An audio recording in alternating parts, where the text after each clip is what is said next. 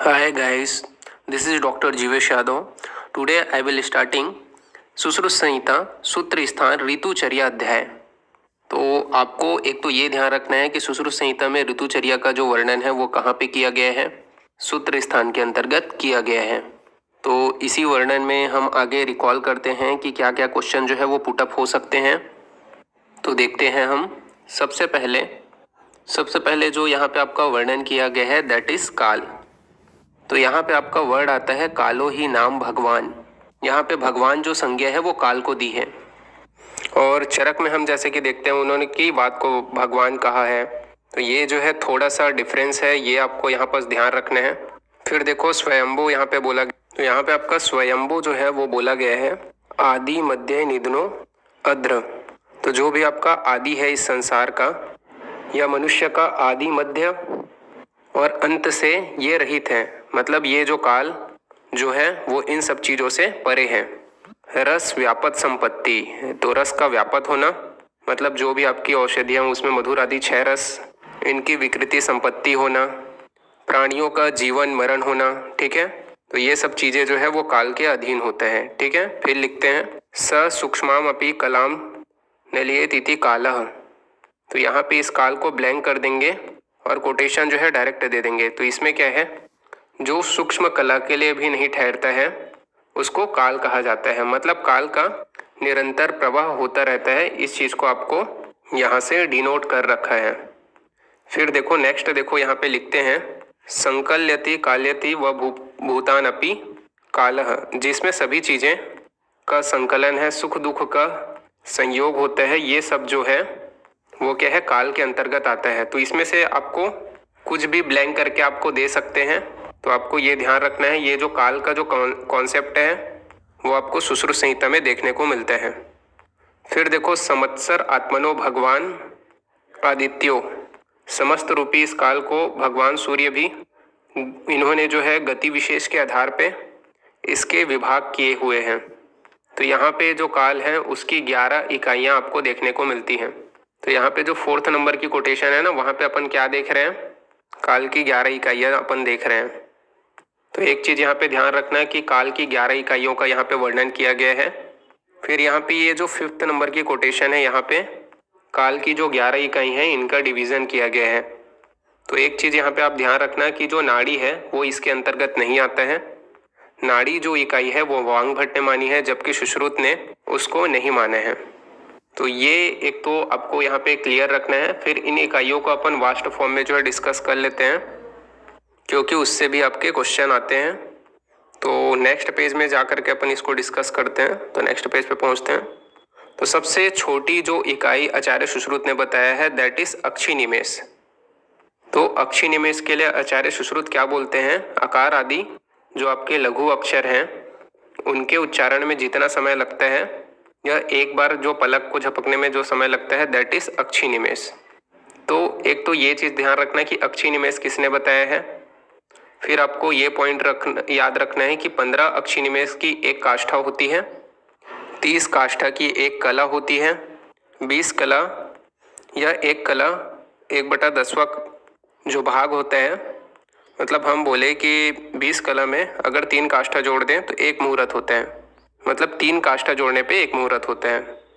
तो ये इंपॉर्टेंट है एक तो 3 काष्ठा की एक कला होती है, ये भी बहुत ज़्यादा इंपॉर्टेंट है। 30 काष्ठा की एक कला होती है, ये भी बहुत इंपॉर्टेंट है। फिर देखो 30 मुहूर्त के एक दिन और रात बनते हैं, तो ये भी बहुत इंपॉर्टेंट है। तो ये चीज़ ध्यान रखना है कि 30 मुहूर्त को मिला करके एक दिन और रात बनते हैं आपके। फिर 15 अहोरात्र जो होता है उसका एक पक्ष होता है, एक पखवाड़ा होता है। ये हम जानते हैं कि 15 दिन का एक पखवाड़ा होता है, एक पक्ष होता है, और 2 पक्षों का एक महीना हो गया। और 2 अयन बोलते हैं, उत्तरायण और दक्षिणायन, विसर्पकाल आदान काल या 12 महीने, इनको मिला करके एक वर्ष बनता है, ठीक है। तो यहाँ पर के आपको तो लर्न हो जाएंगे, पर इनके ऊपर आपको अच्छे से फोकस करना है। फिर देखो ये जो 12 महीने होते हैं इनके 2-2 मास की एक ऋतुएं होती हैं। इसमें देखो इन्होंने जब ऋतु गणना स्टार्ट करी ना, तब जो है शिशिर का वर्णन किए हैं। बाकी मोस्टली जगह ये जो है प्राइवेट को मानते हैं, शिशिर को गायब कर देते हैं। तो ये चीज़ ध्यान रखना कि जब 6 ऋतुओं की गणना करनी हो तो जो है सुश्रुत ने शिशिर का वर्णन जरूर किया है, यहाँ पे प्राइवेट नहीं आती है। फिर ये जो इन्होंने महीने माने हैं हिंदी के, माघ, फाल्गुन, चैत्र, वैशाख एक्सेट्रा, ये चीज़ आप लोग चरक में भी पढ़े होगे, तो इसको आप कोड के थ्रू याद कर सकते हो। कोड लिख लो, 13 मेरा सच नया इसे सहो। तो इस ट्रिक से आपको कैसे ध्यान रहेगा या कोड से, तो 13 से आपका तप तपस्य, मधुमादा, सच से आप ये ध्यान रख सकते हो सची शुक्र, नया से नवनवस्य, इस से ईश उष और सह से सह सहस्य। तो ये जो है आपका माघ, फाल्गुन, चैत्र, वैशाख, जेठ, आषाढ़, श्रावण, भादो, अश्विन, कार्तिक, माक्षिक और पौष, इन सबको आप इस ट्रिक से ऐसे ध्यान रख सकते हो जो आपके सुश्रुत ने क्या है महीनों का वर्णन किया है। क्लियर? तो यहाँ पर से भी आपके जो क्वेश्चन है वो पुटअप होते हैं यहाँ पे, तो अपने को ये पार्ट भी क्लियर रखना है माइंड में, ठीक है। देन नेक्स्ट पेज के ऊपर अपन आते हैं, तो आगे देखिए, तो यहाँ पे आपका जो है एक इंपॉर्टेंट कोटेशन है, 8th नंबर का जो रेफरेंस है वो आपको यहाँ पे ध्यान रखना है कि यहाँ पे आपका लिखा हुआ है शीतांशु क्लेदयति उर्वी। उर्वी जो वर्ड आया है वो आया है आपके पृथ्वी के लिए। तो पृथ्वी को अपने शीतल किरणों से जो क्लीन रखता है वो कौन? सूर्य। फिर आपका आया है शोषयत्यापत्ति संश्रित्य, और सूर्य क्या करता है? जो उसका है शोषण करता है। फिर आगे आपका बोला गया है वायु पाल्यति प्रजा, तो यहाँ पे आपका क्या करेंगे, ये जो पाल्यति है उसको ब्लैंक कर देंगे और पूछेंगे ये किसके लिए आया है करके, तो ये जो है आपके वायु के लिए आया है, तो ये ध्यान रखना। तो ये चीज़ आप लोग को ध्यान रखना है कि जो सुश्रुत संहिता उसमें चंद्र, सूर्य और वायु इनका वर्णन कहाँ पे किया गया है। फिर आगे देखो, यहाँ पे इन्होंने लिखा है अत्व खल्व एव एने द्वै युगपता संवत्सरो भवति, यानी कि जो 2 अयन है इनको अगर मिला लिया जाए तो 1 संवत्सर कहलाता है। तो जो युगोत्पत जो वर्ड है वो आपके अयन के लिए आता है, यहाँ से हमें ये ध्यान रखना है। फिर आपका लिखा है ते तु पंच युगम इति संज्ञा लभते, मतलब आपका जो आपके 5 वर्ष है वो मिल करके 1 युग बना देते हैं। तो ये चीज़ आपको ध्यान रखना है कि 5 वर्ष जो है वो 1 युग का निर्माण कर रहे हैं। तो इस प्रकार से निमेष से युग पर्यंत ये जो काल चक्र है परिवर्तमान रहता है, इसी को ही काल चक्र के नाम से जाना जाता है। तो ये भी प्रश्न आता है आपका कि काल चक्र क्या होता है, काष्ठा से युग होता है या किससे होता है, तो निमेष से युग होता है। ये जो है आपका काल चक्र का वर्णन यहाँ से यहाँ तक किया गया है।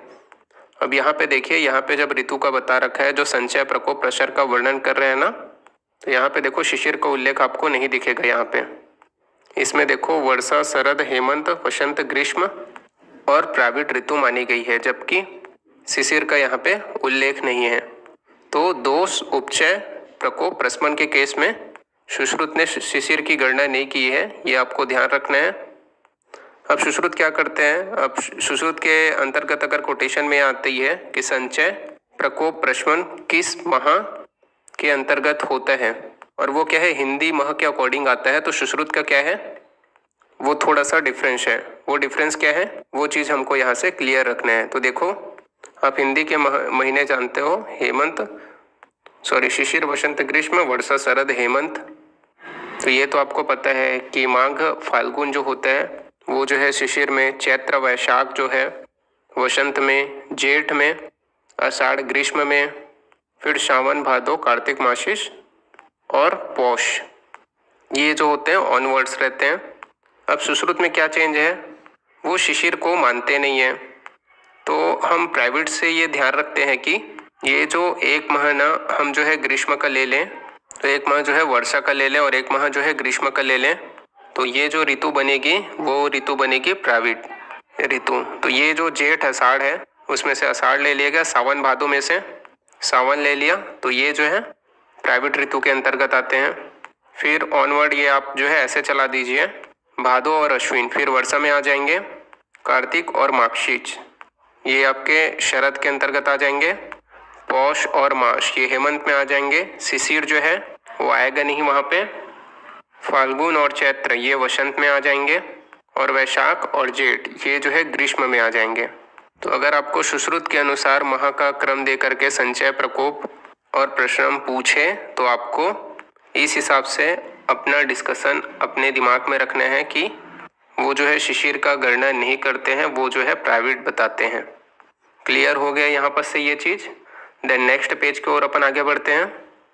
अब देखो यहाँ पर से कुछ ऐसी चीज़ जो आपको ध्यान रखना है, बाकी जो चरक से भी आपके हो जाते हैं, बट रिवीजन के पॉइंट ऑफ व्यू से कौन सी चीज़ें हैं जो आपको ध्यान में रखना है, वो चीज़ यहाँ पे बताया गया है। तो जो वर्षा ऋतु होती है उसमें औषधियाँ तरुण होती हैं, नए पौधे उगते हैं तो वो अल्पवीर्य होते हैं।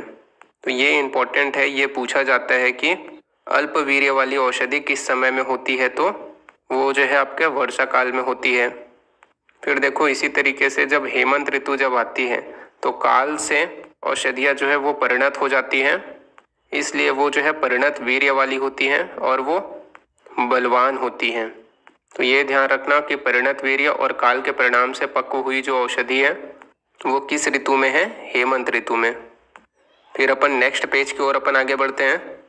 तो देखो ग्रीष्म के लिए यहाँ पे आपका निदाग वर्ड आया है, तो ये पर्याय आपको याद रखना है कि निदाग जो है वो किसका पर्याय है, ये जो है आपका ग्रीष्म का पर्याय है। फिर देखो ग्रीष्म में क्या होता है, सारा अंश जो है सूख जाता है, इस वजह से आपका निशार और रुक्ष औषधियाँ किस में होती है, निदाग में, यानी कि ग्रीष्म ऋतु में। अब नेक्स्ट इसमें देखिए कि सुश्रुत लिखते हैं कि वर्षा, हेमंत और ग्रीष्म में जो दोष संचित हुए हैं, तो हम ये जानते हैं, पहले से मैंने आप लोगों को ये कोड बता रखा है, दोबारा ये चीज़ को आप क्लियर कर लीजिए कि वात पित्त कफ का अगर हम जो है संचय प्रकोप प्रश्न पढ़ें तो ग्रीष्म, वर्षा, हेमंत, ये पहली लाइन, इसको आपको मेनली ध्यान रखना है। क्रम से ग्रीष्म में वात का संचय, वर्षा में पित्त का संचय और कफ का संचय हेमंत में होता है। इसको कई जगह शिशिर भी लिखा हुआ मिलता है। इसके ऑनवर्ड आगे वाले जो ऋतु हैं उनमें क्या है, इनका प्रकोप होगा, और उसके आगे वाली जो ऋतु है उसमें इसका प्रशमन होगा। जैसे कि ग्रीष्म के आगे वाली ऋतु वर्षा है, तो वर्षा में वात का प्रकोप होता है और प्रशमन जो है वो शरद में हो जाता है।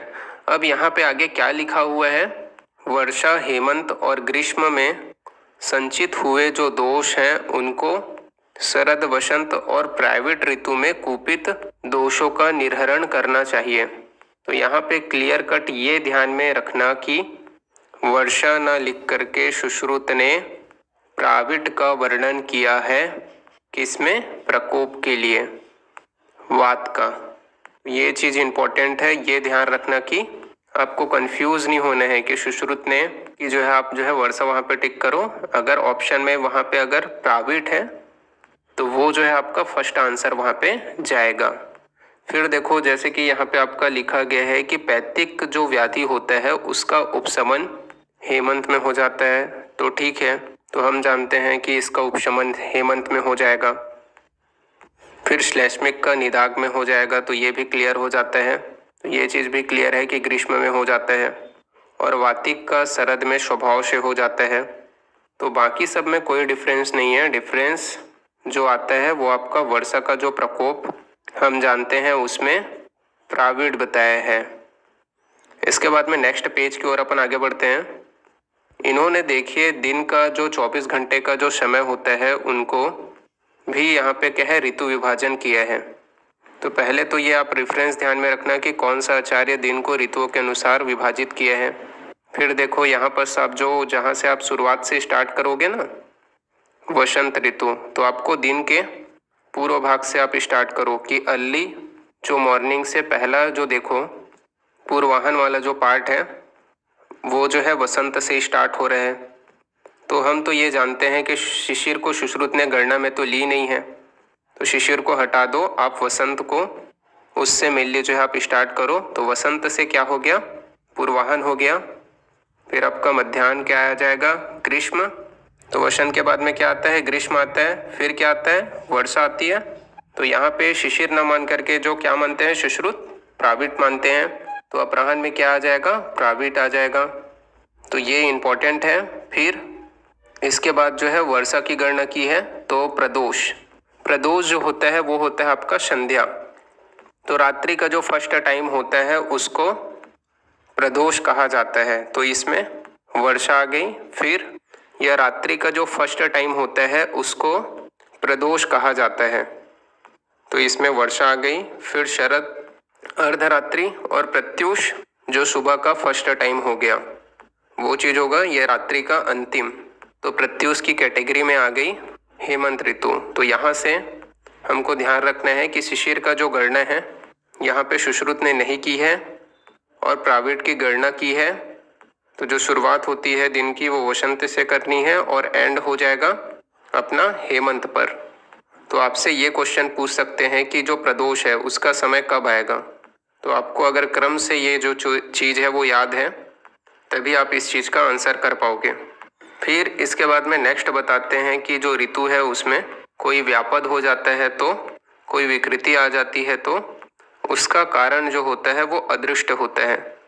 अब यहाँ से हमको ये ध्यान रखना है कि कई बार आपको ऑप्शन में अधर्म भी मिलता है और अदृष्ट भी मिलता है।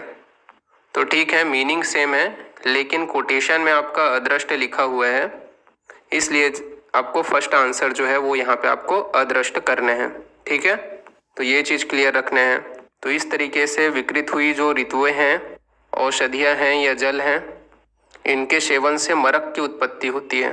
तो जो वर्ड जनपद उद्वंस हमने चरक के अंतर्गत देखा था, तो उसके लिए जो मरक वर्ड जो है आचार्य सुश्रुत ने लिखा है। ठीक है, तो आपको ये चीज़ ध्यान रखना है कि जनपदोध्वंस जो है वो आपका चरक में आता है और जो मरक का जो वर्णन है वो आचार्य सुश्रुत ने किया है।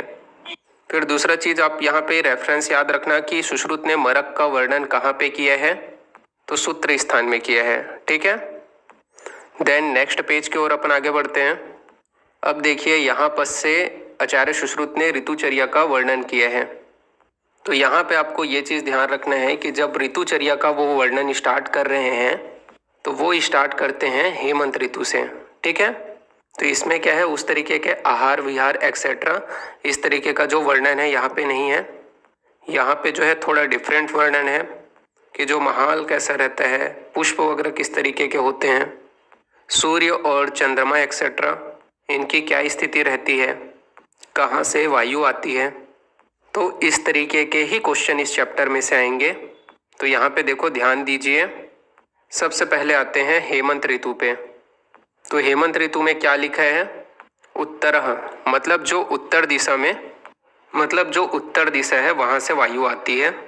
तो हम ये जानते हैं, जैसे कि इंडिया का जो आपका मैप है वो देखें तो उत्तर दिशा में क्या है, तो उत्तर दिशा में हिमालय है। तो हिमालय से ठंडी हवा ही आएगी ना। तो ये चीज़ ध्यान रखना कि हेमंत में ठंड पड़ती है तो वहाँ पे वायु कहाँ से आती है, उत्तर दिशा से आती है। ठीक है, तो उत्तर दिशा से ठंडी वायु आएगी तो कैसी आएगी, एकदम कोहरे जैसे वायु आएगी। तो क्या है, रजो धूम आकुल दिशा, ये वर्ड किसके लिए आता है, ये वर्ड जो है हेमंत ऋतु के लिए आता है। ये चीज़ आप लोगों को क्या है ध्यान में रखना है। फिर लिखते हैं छन्न तुषार। तुषार इतरवर्ती ओस वग्र यहाँ पे होती है, हिमपात यहाँ पे होती है। तो तुषार जो है वो कौन से ऋतु में बताया गया है, हेमंत ऋतु में बताया गया है। फिर इम्पोर्टेंट यहाँ पे ये है, रुद्र प्रियंगु पुष्पान से पुष्पित होता है संसार। तो इसमें ध्यान देने वाली बात ये है कि यहाँ पर से डायरेक्ट क्वेश्चन आता है इससे। तो इसके लिए आप कोड नोट आउट कर सकते हो। इसका जो कोड है वो है आपका हेलो प्रिय पुन्नाग। तो हेलो से आपको क्या समझ में आएगा, तो है से हो गया आपका हेमंत, और लो से हो गया आपका लोद्र, प्रिय से हो गया प्रियंगु, और पुन्नाक से हो गया पुन्नाक। तो हेलो प्रिय पुन्नाक से आप जो है ध्यान रख सकते हो कि जो हेमंत ऋतु है उसमें कौन कौन से वृक्ष जो हैं वो पुष्पित होते हैं, क्योंकि यहाँ पर से जो क्वेश्चन है यहीं से सीधा आता है। और ये यहाँ पे आप जो है भूल जाते हो कि हेमंत का था, वर्ष का था या किसका था। तो ये चीज़ ध्यान रखना है, हेलो प्रिय पुन्नाक। तो हेमंत जो है वो लोद्र, प्रियंगु, पुन्नाक इत्यादि से पुष्पित होता है।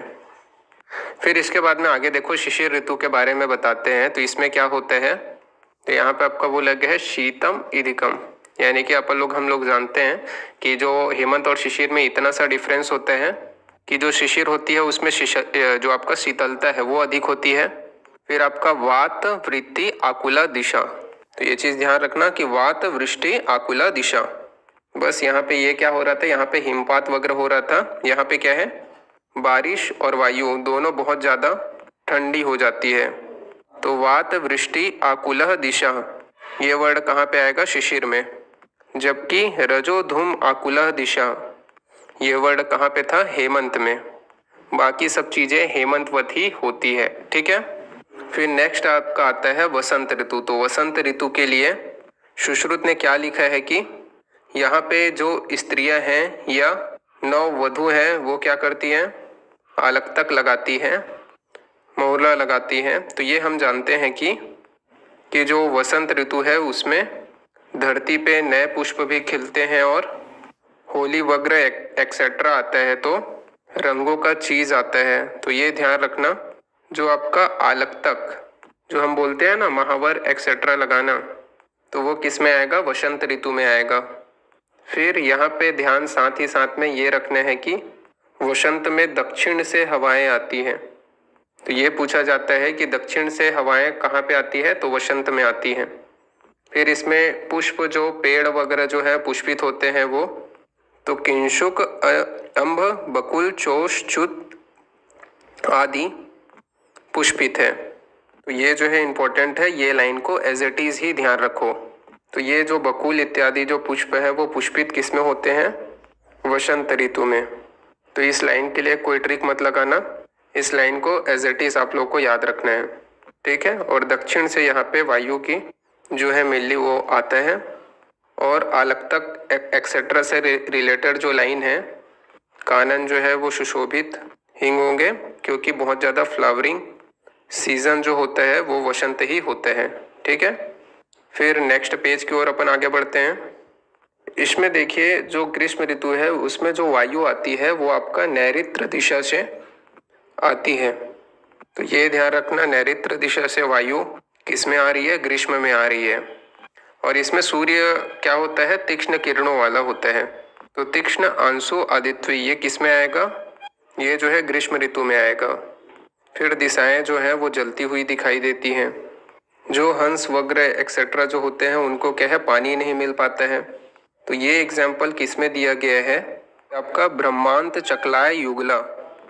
जो चकवा चकवी पक्षी जो होते हैं वो भ्रांत हो जाते हैं, भ्रांत घूमते रहते हैं क्योंकि इनको पानी नहीं मिलता है। तो ये इंपॉर्टेंट रेफरेंस है, इसको आप ध्यान रखना कि ये चीज़ जो है वो ग्रीष्म ऋतु के लिए आया है। फिर क्योंकि पेड़ पौधे जल जाते हैं, मर जाते हैं, इसलिए यहाँ पे आपका आया है विपर्णांकित पादपा। तो आपका विपर्णांकित पादपा ये जो वर्ड आता है वो किस ऋतु में आता है, तो ग्रीष्म ऋतु में। फिर आते हैं अपन लोग प्राविट ऋतु पे। तो ये भी इंपॉर्टेंट है, इन्होंने क्या है प्राविट ऋतु का भी वर्णन किया है। तो प्राविट ऋतु में ये लिखते हैं कि प से प्राविट और प से पश्चिम।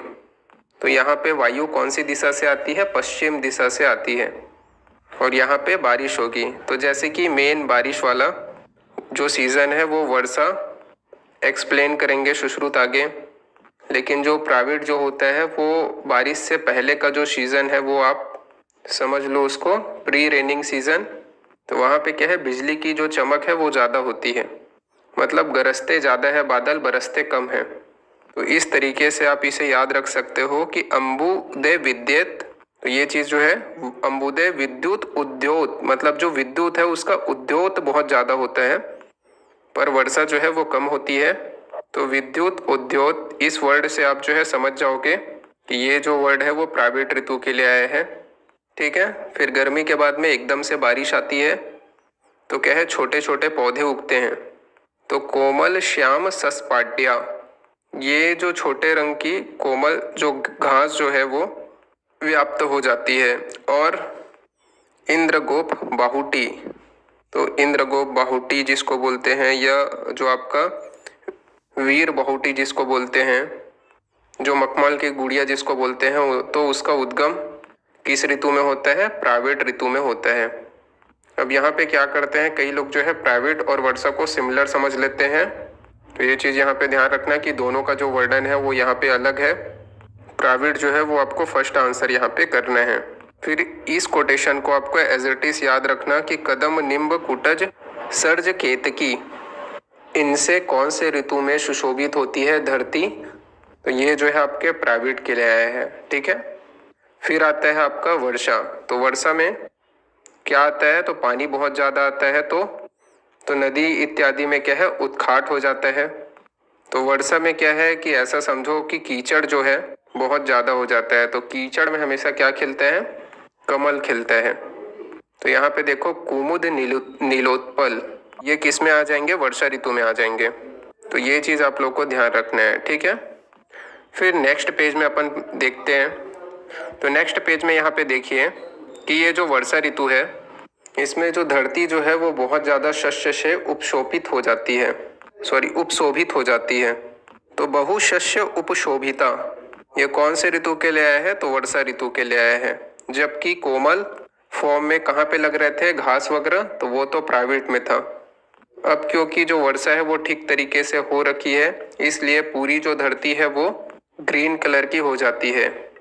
तो ये जो वर्ड लिखा हुआ है बहुशोष्य उपशोभिता, ये जो वर्ड लिखा गया है वो आपका वर्षा के लिए आया है।